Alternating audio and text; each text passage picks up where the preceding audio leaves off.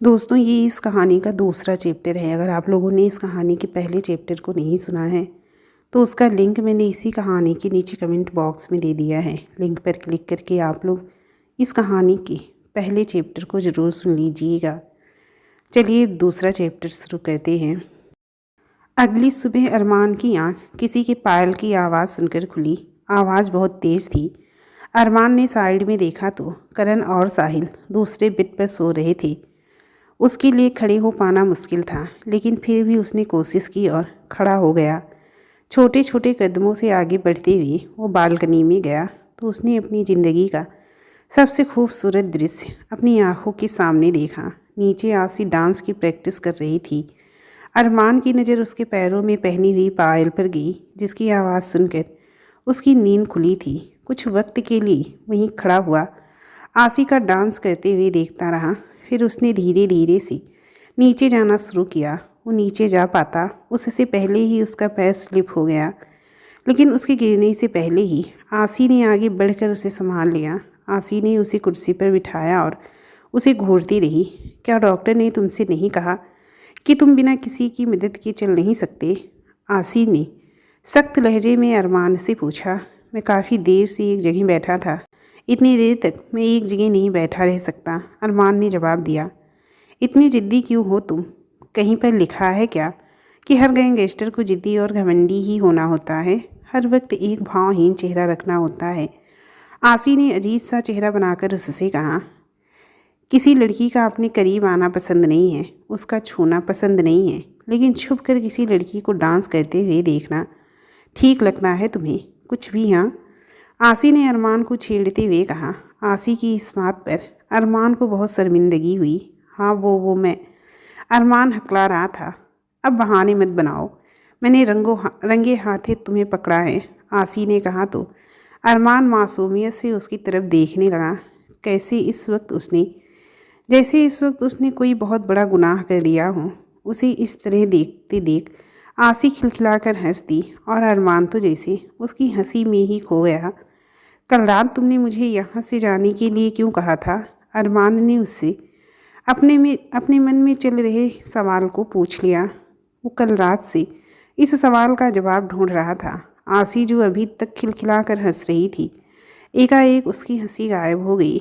इस घर में ऑलरेडी बहुत ज़्यादा प्रॉब्लम है। मैं नहीं चाहती कि एक और डेबिल इन परेशानियों में शामिल हो, खासकर तुम, आसी ने कहा। क्यों? मुझ में ऐसा क्या खास है?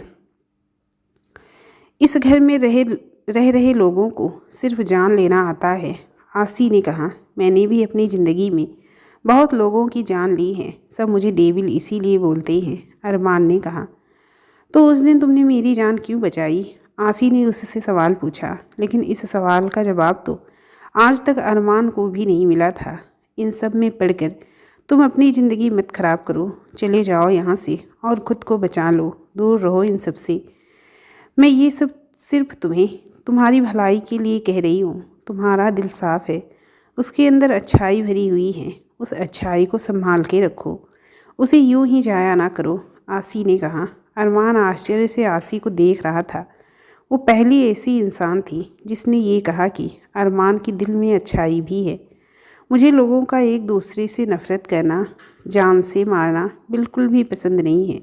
ये लड़ाई झगड़ा खून खराबा, इन सब से नफ़रत है मुझे। भले ही लोग तुम्हें डेविल कहते हैं और तुम भी खुद को डेविल मानते हो, लेकिन आज भी तुम्हारे अंदर कुछ अच्छाइयाँ बाकी हैं। शायद इसीलिए उस दिन तुमने मुझे बचाया। तुम चाहते तो वहाँ खड़े बाकी लोगों की तरह मेरा तमाशा बनता देख सकते थे, लेकिन तुमने आगे बढ़कर मेरी मदद की, जबकि तुम तो मुझे जानती भी नहीं थी। इसीलिए इन सब को यहीं छोड़ दो और चले जाओ। कभी सोच कर देखना, कितने सारे लोगों को मारने के बाद तुम्हें मिलेगा क्या? क्या उन मासूमों की जान लेने के बाद तुम कभी सुकून से सो पाओगे? तुम एक अच्छे इंसान को मारते हो, लेकिन उसके साथ उसकी पूरी की पूरी फैमिली तबाह हो जाती है, आसी ने कहा और चली गई। अरमान भौचक्का सा उसे जाते हुए देखता रहा। वो बार बार आसी के कहे हुए शब्दों को सोचने लगा। आज तक किसी ने भी उसकी फिक्र नहीं की थी। किसी को भी उसके होने या ना होने से फ़र्क नहीं पड़ता था। उसके पास कोई ऐसा नहीं था जो उससे सही सलाह दे पाए या समझा पाए। इतने समय से वो गलत रास्ते पे चल रहा था। हर दिन उसके किए हुए पाप बढ़ते जा रहे थे। इन सब के बीच कभी किसी ने उससे ये नहीं कहा कि हाँ, उसके दिल में कुछ अच्छाई बची है, ये दिल का साफ इंसान है। किसी ने भी उससे कभी सही रास्ता दिखाने की कोशिश नहीं की। सब बस इतना ही चाहते थे कि किसी भी तरह डेविल मारा जाए। और अब एक अनजान लड़की उसकी फ़िक्र कर रही है, उसके बारे में सोच रही है। मुझे खून खराबे से नफ़रत है। उसे बार बार आसी की कही हुई ये बात याद आ रही थी और एक बार फिर उसने अपने चेहरे पर गंभीरता का मुखौटा ओढ़ लिया। हाय मिस्टर डेविल। उसने पीछे मुड़कर देखा तो शुभम जी उसके पास आ रहे थे। उसने उनकी बात का कोई जवाब नहीं दिया। लगता है इस वक्त तुम गुस्से में हो, तो अब क्या किया जाए। मैंने एक किताब में पढ़ा था कि ज़्यादा ताकतवर लोगों को गुस्सा जल्दी आता है, बिल्कुल मेरी तरह। ये कहते हुए शुभम जी ने अपने चेहरे पर झूठे गुस्से के भाव ला दिए। अरमान ने अविश्वास नज़रों से उनकी तरफ देखा। तुम्हें घर पसंद आया? रात को नींद तो आ गई थी ना? शुभम जी ने उससे पूछा तो अरमान ने सिर्फ हाँ में अपनी गर्दन हिला दी। और अब तुम्हारा दर्द कैसा है? ये कहते हुए वो उसके घाव को छूने ही वाले थे कि अरमान की हल्की सी चीख निकल गई। अरमान, घूर क्यों रहे हो भाई? जबकि शुभम जी तो उसके मसल्स देखने में बिजी थे। तुमने अपनी बॉडी को बहुत अच्छे से मेंटेन करके रखा है। जब मैं तुम्हारी उम्र का था तो मेरे भी ऐसे ही डोले सोले थे। लड़कियां अक्सर मेरी फिट एंड फाइन बॉडी को देखकर अट्रैक्टिव हो जाती थी। वो इस तरह एक्टिंग करते हुए बोल रहे जैसे अपने पुराने समय को याद कर रहे हों। अरमान जैसे भी करके वहाँ से निकलना चाहता था। वो उस पल को कोस रहा था जब उसने नीचे आने का फैसला किया। मैं अपने एरिए का सबसे ज़्यादा ताकतवर इंसान था। 10-10 आदमियों को मारने के लिए मैं अकेला ही काफ़ी था। वो अपनी खुद की तारीफ़ करते हुए बोले। और फिर राहुल की माँ मेरी ज़िंदगी में आई। जिस वक्त उन्होंने पहली बार मुझे लड़ते हुए देखा था तभी उन्हें मुझसे प्यार हो गया था। फिर धीरे धीरे मुझे प्यार से प्यार हुआ और उसके बाद में लड़ाई झगड़ा करना सब खत्म हो गया। ये सब कहते हुए शुभम जी शांत हो गए। अरमान को अब उनकी बातों में इंटरेस्ट आने लगा था। उसके बाद क्या हुआ? अरमान ने उनकी कहानी में इंटरेस्ट लेते हुए उनसे पूछा। हमारी शादी की पहली रात पर उसने मुझसे वादा लिया था कि मैं ये लड़ाई झगड़े और खून खराबा बंद कर दूं। और उससे क्या हुआ? वादा पूरा करने के लिए मैंने वो सब छोड़ दिया, शुभम जी ने कहा। अरमान ने ध्यान से उनकी पूरी बात सुनी और अचानक ही उसने आसी के कहे शब्द याद आए। उसने बहुत कोशिश की उस तरफ ध्यान ना देने की, लेकिन उसका दिमाग बार बार आसी के कहे हुए शब्दों पर ही जा रहा था। उसके बाद मेरी सारी मसल्स चली गई और मैं समय के साथ साथ पतला होता गया। उसके बाद से कोई लड़की मेरी तरफ अट्रैक्ट नहीं हुई। किसी ने मेरी तरफ कोई ध्यान नहीं दिया और फिर एक दिन वो भी मुझे छोड़कर चली गई। ये कहते हुए शुभम जी ने ऐसे एक्टिंग की जैसे वो रो रहे हों। उसके बाद क्या आपको कभी अपनी पत्नी पर गुस्सा नहीं आया? अरमान ने उनसे पूछा। गुस्सा किस लिए? बल्कि मैं तो आज भी उसका शुक्रगुजार हूँ। उसके मुझसे लिए हुए वादे के बदले मुझे इस नर्क से बाहर निकाल लिया। बड़ी खूबसूरत ज़िंदगी मुझे मिली सिर्फ उसकी वजह से। मैं ये समझ पाया कि प्यार क्या होता है, कितना खूबसूरत एहसास होता है ये। उसकी वजह से मेरी एक फैमिली है, मेरा बेटा। ये सब सिर्फ उसकी वजह से ही है। तुम्हें पता है अपनी खुद की फैमिली होने में सबसे अच्छी फीलिंग क्या होती है? जब आपके पास कोई ऐसा ही इंसान होता है जो बिना किसी शर्त, बिना किसी स्वार्थ के आपसे प्यार करे, तो ये आपकी ज़िंदगी की सबसे बड़ी उपाधि होती है। बिना प्यार की ज़िंदगी का कोई मतलब नहीं होता। इस बार शुभम जी ने थोड़ा इमोशनल होते हुए कहा।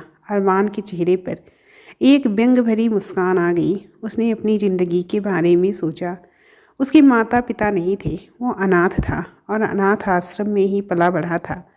वो अपने परिवार के बारे में कुछ भी नहीं जानता था और ना ही आज तक उनसे कभी मिला था। उसकी ज़िंदगी में अब तक सिर्फ 2 ही लोग थे जो उसके लिए अपनी जान भी देने को तैयार थे। सिर्फ उन दोनों के साथ ही उसका रिश्ता था। सिर्फ उसी रिश्ते से उसे प्यार का अनुभव हुआ था। वैसे अगर कभी तुम्हें किसी लड़की से प्यार हो या फिर किसी लड़की को तुमसे प्यार हो तो अपने प्यार को स्वीकार करने से पहले अपनी इस बिल्ड बॉडी के बारे में सोच लेना, शुभम जी ने अरमान को सलाह देते हुए कहा। शुभम, उसे परेशान मत करो। आवाज़ सुनकर अरमान और शुभम जी ने देखा तो प्रकाश जी नेहा के साथ उन्हीं की तरफ आ रहे थे। लीजिए आपकी चाय। नेहा ने शुभम जी को उनकी चाय देते हुए कहा। शुभम जी ने उनके हाथ से चाय ली और धीरे धीरे उसे पीने लगे। मामा जी के साथ बातों में लगोगे तो दिन कब निकल जाएगा पता भी नहीं चलेगा। तुम्हें पका देंगे वो, नेहा ने अरमान से कहा। शुभम जी उसकी बात पर हंसने लगे। वहाँ मौजूद सभी शख्स को छोड़कर सिर्फ शुभम जी ही हंस रहे थे। मामा जी, नेहा ने उनकी तरफ देखते हुए ऐसे कहा जैसे उन्हें चुप होने की चेतावनी दे रही हो। प्रकाश जी आकर अरमान के सामने बैठ गए। कल रात नींद तो आ गई ना तुम्हें? प्रकाश जी ने उससे पूछा, जिसका उसने अपनी गर्दन को हाँ में हिलाकर जवाब दिया। अगर तुम्हें किसी चीज़ की भी ज़रूरत हो तो हमें बता देना, नेहा ने अरमान से कहा। कुछ देर बाद नेहा और शुभम जी वहाँ से चले गए। आपको मारने की कोशिश कौन कर रहा है? अरमान ने कुछ हिचकिचाते हुए प्रकाश जी से सवाल किया। प्रकाश जी ने एक पल के लिए सोचा और फिर मुस्कुरा दिए। उन्होंने अरमान को अपनी और रघु की दुश्मनी की सारी कहानी कह सुनाई।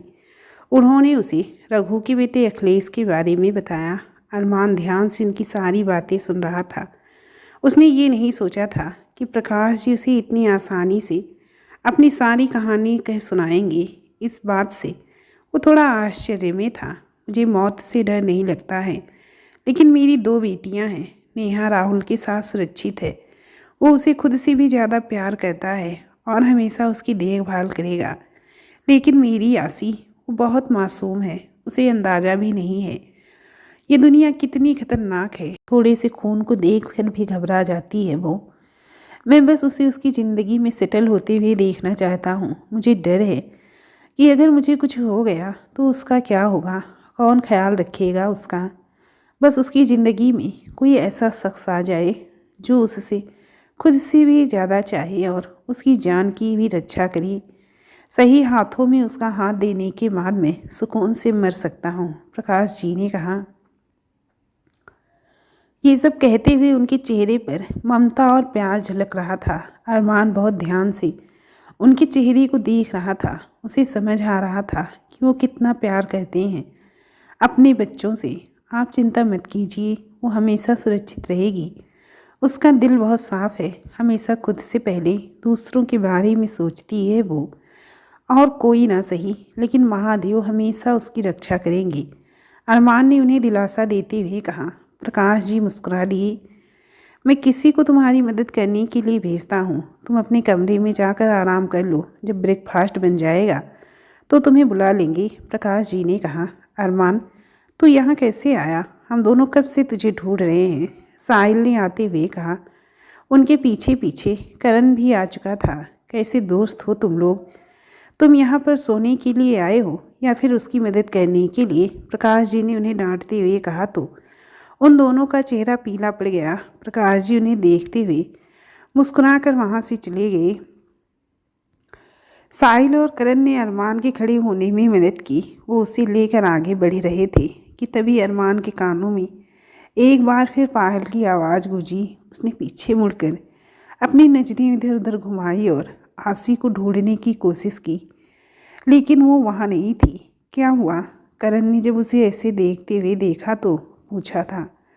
कुछ नहीं, अरमान ने कहा और उन दोनों का सहारा लेकर ऊपर अपने कमरे में चला गया।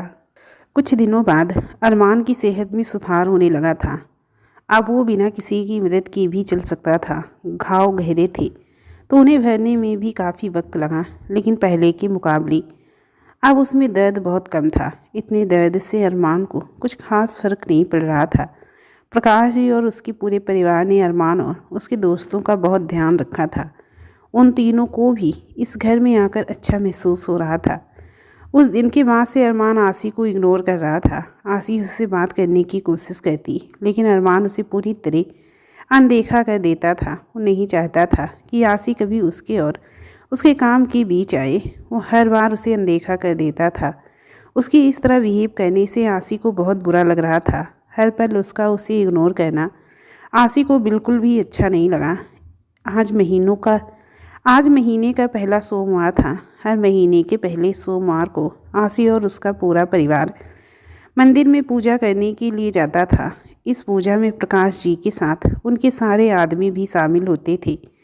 अरमान को भगवान ने बिल्कुल भी यकीन नहीं था, तो वो उन लोगों के साथ मंदिर नहीं गया। लेकिन उसके दोनों दोस्त मंदिर गए थे सिर्फ प्रसाद के लिए। आसी को भी अपनी डांस क्लास लेनी थी, तो वो भी आज मंदिर नहीं जा पाई। आसी अपनी डांस क्लास लेने के लिए तैयार हो चुकी थी। उसने मस्टर्ड कलर का अनारकली सूट डाला हुआ था, जिसमें वो बहुत प्यारी लग रही थी।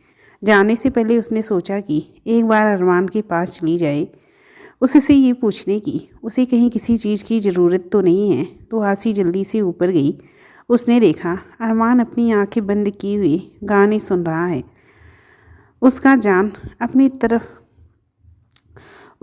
अपनी तरफ केंद्रित करने के लिए आसी ने खांसने की एक्टिंग की। तो अरमान ने आंखें खोलकर उसकी तरफ देखा। आसी दरवाजे पर अपनी वही चिरपरिचित मुस्कान लिए खड़ी थी। आसी को यहाँ देखकर अरमान इरिटेट हो चुका था।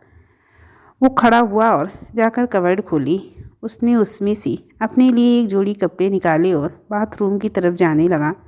वो अंदर जा पाता उससे पहले ही आसी ने उसकी कलाई पकड़कर उसे रोक लिया। क्या चाहिए तुम्हें? अरमान ने मुड़कर गुस्से से आसी से पूछा। कहाँ जा रहे हो तुम? आसी ने अरमान से पूछा। नहाने के लिए। अरमान ने इरिटेट होते हुए उसके सवाल का जवाब दिया।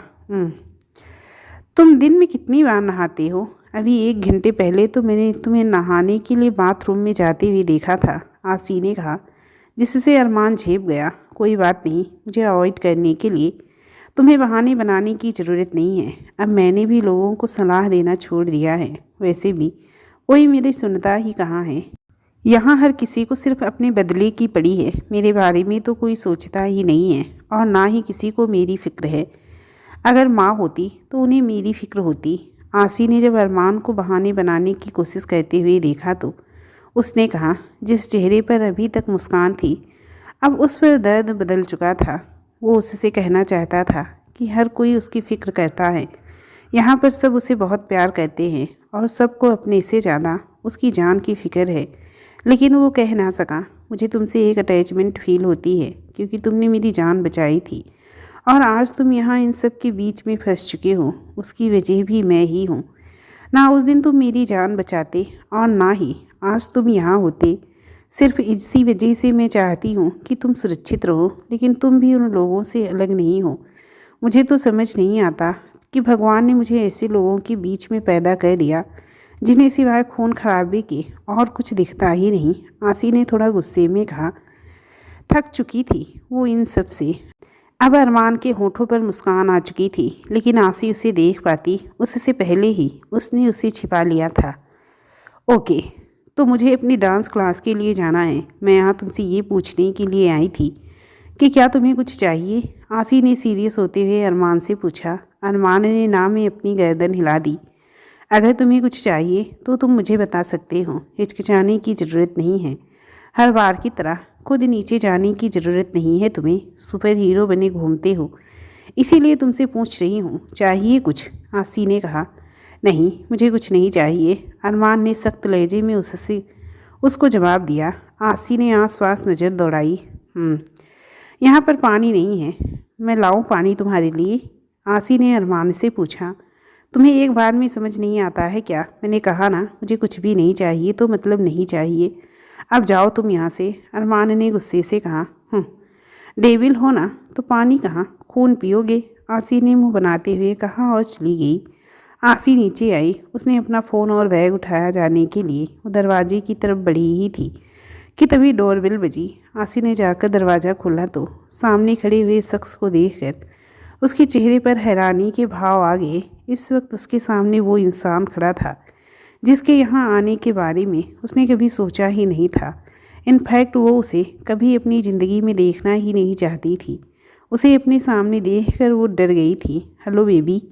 अखिलेश ने अपने चेहरे पर एक शैतानी मुस्कान लाए उससे कहा, तुम यहाँ क्या कर रहे हो? आसी ने अपनी घबराहट छुपाते हुए उससे पूछा। तुमसे मिलने आया हूँ जान, अखिलेश ने हंसते हुए कहा। आसी ने घूर कर उसकी तरफ देखा। बाहर निकलो यहाँ से, वरना मैं अभी के अभी पापा को बुला लूँगी, आसी ने धमकाते हुए उससे कहा। ज़्यादा स्मार्ट बनने की कोशिश मत करो बेबी। मुझे पता है कि वो इस वक्त घर पर तुम्हारे अलावा और कोई नहीं है। पागल समझा है क्या तुमने मुझे? अखिलेश ने चेहरे पर शैतानी लिए हुए उससे कहा। आसी को खतरे का अंदाज़ा हो चुका था। उसने जैसे ही दरवाज़ा बंद करने की कोशिश की, अखिलेश ने उसे धक्का दिया और घर के अंदर आ गया। आसी पीछे गई और गिरने से बार बार बची। उसने देखा कि अखिलेश के पीछे पीछे उसके कई सारे आदमी भी अंदर आ रहे हैं। वो अकेला यहाँ नहीं आया था। अखिलेश ने अपने एक आदमी से दरवाज़ा बंद करने के लिए कहा तो उसने दरवाज़ा बंद कर दिया। आसी डर से कांप रही थी। अखिलेश ने व्यंग भरी मुस्कान लाते हुए आसी की तरफ देखा और उसके करीब जाने लगा। आसी को इस वक्त बहुत डर लग रहा था। अखिलेश को जब उसने अपने करीब आते हुए देखा तो उसने अपने कदम पीछे की तरफ ले जाना शुरू कर दिए। मेरे करीब मत आओ, आसी ने पीछे की तरफ जाते हुए चिल्लाकर उससे कहा। ऐसा मत कहो जान, तुम्हें अंदाज़ा भी नहीं है कि इस दिन का मैंने कितनी बेसब्री से इंतज़ार किया है।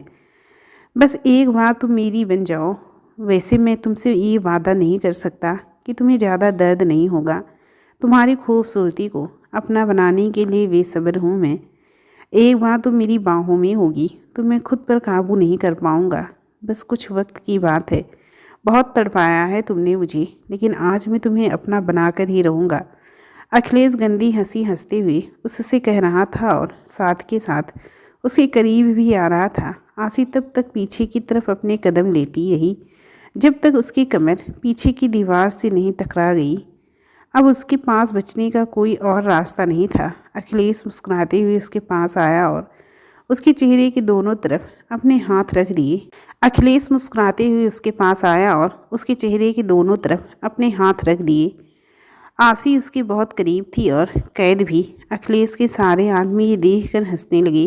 दूर रहो मुझसे, डोंट टच मी प्लीज़, आसी रोते हुए कह रही थी जब अखिलेश उसके करीब आ गया और उसकी खुशबू को सूंघने लगा। अखिलेश की सांसें आसी की गर्दन से छू रही थी तो उसे उस वक्त खुद से भी घिन आ रही थी। आसी ने अपनी पूरी ताकत लगाकर उसे पीछे ढकेलने की कोशिश की, लेकिन वो नाकामयाब रही। अखिलेश उससे कई गुना ज़्यादा ताकतवर था। अखिलेश उसके होंठों पर अपने होंठ रखने ही वाला था कि तभी पीछे से आकर किसी ने अपनी ओर उसे खींचा।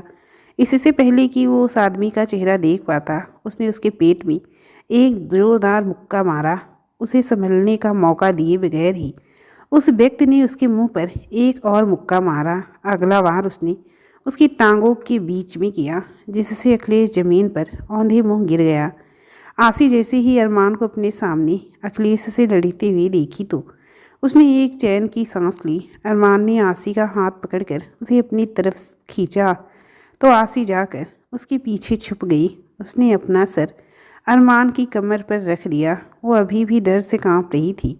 आसी की सांसें तेज चल रही थी। चिंता मत करो, मेरे होते हुए कोई तुम्हें हाथ भी नहीं लगा पाएगा। एक गहरी सांस लेकर खुद को शांत करने की कोशिश करो। मैं हूँ अब यहाँ, अरमान ने बिना आसी की तरफ मुड़े हुए उससे कहा। लेकिन अरमान की आवाज़ सुनकर ही आसी को विश्वास था कि उसके होते हुए उसे कुछ भी नहीं होगा। थैंक यू, आसी ने कहा। अखिलेश अब तक संभल चुका था। उसने अपनी नज़रें उठाकर अरमान की तरफ देखा तो पाया कि वो वही व्यक्ति था जिसने पहले भी एक बार आसी को बचाया था उससे। जान से मार दो साले को, अखिलेश ने अपने आदमियों को ऑर्डर देते हुए कहा। उसकी बात पर अरमान हल्का सा मुस्कुराया। उन आदमियों के उस तक पहुंचने से पहले उसने आसी को वहीं पर रखी हुई एक कुर्सी पर बिठाया। यहाँ बैठो और चिंता मत करना, अरमान ने उससे कहा और उन आदमियों की तरफ बढ़ गया। आसी वो वहीं बैठी हुई भगवान से अरमान की सलामती की दुआ कर रही थी। उसने देखा कि एक आदमी अरमान पर छुरे से वार करने वाला है तो उसके मुंह से एकाएक चीख निकल गई, मान।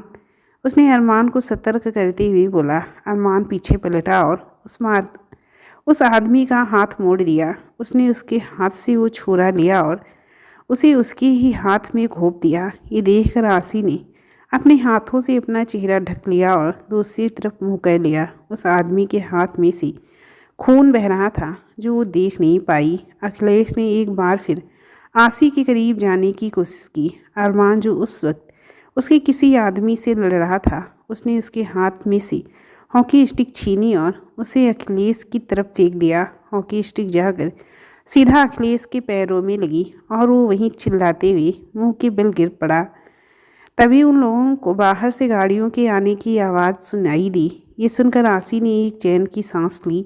अखिलेश मौका देखते ही घर के पिछले दरवाजे से भाग गया। उसके सारे आदमी वहीं रह गए थे। शुभम जी और राहुल पहले घर के अंदर आए थे और बाकी सब उनके पीछे आ रहे थे। अंदर आकर प्रकाश जी ने जैसे ही अरमान को उन आदमियों से लड़ते हुए देखा तो वो चौंक गए। वो समझ चुके थे कि इन लोगों को रघु ने ही भेजे हैं। बिना एक पल गंवाए राहुल भी अरमान की मदद करते हुए उन लोगों से लड़ने लगा। प्रकाश जी ने अपने सारे आदमियों को उनका साथ देने का ऑर्डर दिया। आसी ने जैसे ही प्रकाश जी को अपने सामने देखा, वो दौड़ते हुए उनके पास गई और उनके सीने में दुबक गई। सोना, तुम्हें तो कुछ नहीं हुआ ना? उन लोगों ने तुम्हें नुकसान तो नहीं पहुंचाया? प्रकाश जी ने आसी को अपनी बाहों में करते हुए उससे पूछा। नहीं पापा, उससे पहले ही मान आ गए थे वो अखिलेश।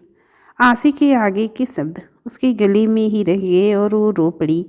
नेहा और शुभम जी को उसकी हालत देखकर उसकी बहुत फिक्र हो रही थी। कुछ ही समय बीता था कि अरमान, राहुल और उसके आदमियों ने मिलकर उन सब लोगों को वहीं मार गिराया था। प्रकाश जी ने शुक्रिया अदा करते हुए अरमान को अपने गले से लगा लिया। थैंक यू, तुमने सिर्फ मेरी बेटी को ही नहीं बल्कि मेरी ज़िंदगी को बचाया है, प्रकाश जी ने कहा। आसी ये देखकर हल्का सा मुस्कुरा दी। इसकी कोई ज़रूरत नहीं है सर, मैं यहाँ पर इसी काम के लिए हूँ। आपके परिवार की रक्षा करना ही मेरी ड्यूटी है, अरमान ने बिना किसी भाव के कहा। सिर्फ ड्यूटी? आसी ने मन ही मन सोचा। तुम ठीक तो हो ना? नेहा ने अरमान से पूछा। बिल्कुल, अरमान ने जवाब दिया। अरमान, तुम जाकर आराम करो। नेहा, तुम अरमान के लिए खाने पीने का इंतजाम कर दो, राहुल ने कहा। नेहा ने मुस्कुराते हुए अपना सर हाँ में हिलाया और किचन में चली गई। राहुल, तुम मेरे साथ चलो, एक काम अधूरा रह गया है जो अभी पूरा करना है हमें, प्रकाश जी ने ऑर्डर दिया।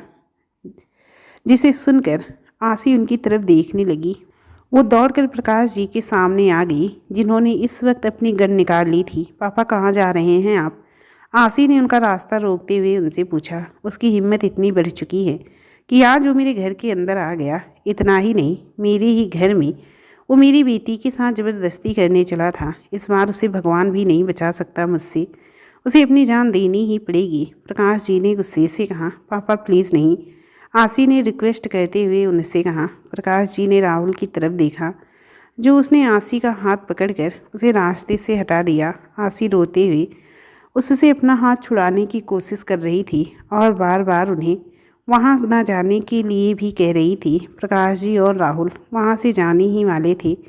तभी अरमान ने आवाज़ देकर उन्हें रोक दिया। सर, अगर आप मेरी बात माने तो इस वक्त आप वहां मत जाइए, अरमान ने कहा, जिससे वहां खड़ा हर शख्स चौंक गया। आसी को तो समझ नहीं आता, लेकिन तुम ऐसा क्यों कर रहे हो अरमान? राहुल ने अरमान से सवाल किया। क्योंकि इस वक्त आप लोगों के बाहर जाने का कोई फ़ायदा नहीं है। अखिलेश डरपोक है, वो जानता होगा कि आज उसने जो कुछ भी किया है उसके बाद आप लोग शांत नहीं बैठोगे और उन लोगों पर हमला ज़रूर करोगे। इसीलिए वो इस वक्त कहीं पर छुप कर ही बैठा होगा और शायद उसका बाप भी। तो हम लोग कुछ दिनों तक इंतज़ार करते हैं, जब वो दोनों अपने अपने बिल से बाहर आ जाएंगे तो उन पर हमला करेंगे, अरमान ने कहा, जो कि पूरी तरह ठीक था। हाँ, मैं भी यही कहने वाला था। हम दोनों की सोच कितनी मिलती है ना मिस्टर डेविल, शुभम जी ने अरमान के कंधे पर हाथ रख के उससे कहा। प्रकाश जी ने राहुल की तरफ देखा तो उसने भी हाँ में अपनी गर्दन हिला दी। तुम ठीक कह रहे हो, हम लोग कुछ दिनों तक उसका इंतज़ार करते हैं, प्रकाश जी ने कहा। आसी ने ये सुनकर एक सुकून की सांस ली। अरमान, तुम अपने कमरे में जाकर आराम कर लो। और तुम्हारा घाव कैसा है इस वक्त? ज़्यादा लगी तो नहीं? मैं डॉक्टर को कॉल करूं? राहुल ने अरमान से किसी दोस्त की तरह पूछा। नहीं, डॉक्टर को बुलाने की कोई ज़रूरत नहीं है, मैं ठीक हूँ, अरमान ने जवाब दिया। अरमान अपने दोस्तों की मदद से ऊपर अपने कमरे में जाने लगा। आसी जाते हुए उसे देख रही थी। उसने सोचा कि जाते वक्त एक बार अरमान पलटकर उसकी तरफ देखेगा, लेकिन ऐसा कुछ नहीं हुआ, जिससे उसे बहुत नाराज़गी हुई। दोस्तों, इस कहानी का एंड यहीं पर कहती हूँ, मतलब कि इस चैप्टर का एंड यहीं पर कहती हूँ। मिलती हूँ इसके नेक्स्ट चैप्टर के साथ। कहानी आप लोगों को अच्छी लगी हो तो प्लीज़ कमेंट करके ज़रूर बताइएगा। नेक्स्ट चैप्टर के लिए मैं जल्दी से जल्दी अपलोड करने की कोशिश करूँगी। और हाँ, इस कहानी के सभी चैप्टर मेरे इसी चैनल पर आएंगे, तो प्लीज़ आप लोग हमारे इस चैनल को सब्सक्राइब ज़रूर कर लीजिएगा, ताकि इस कहानी का कोई भी चैप्टर आप लोगों से मिस ना हो। चलिए फिर मिलती हूँ इस कहानी के थर्ड चैप्टर के साथ। तब तक के लिए नमस्कार।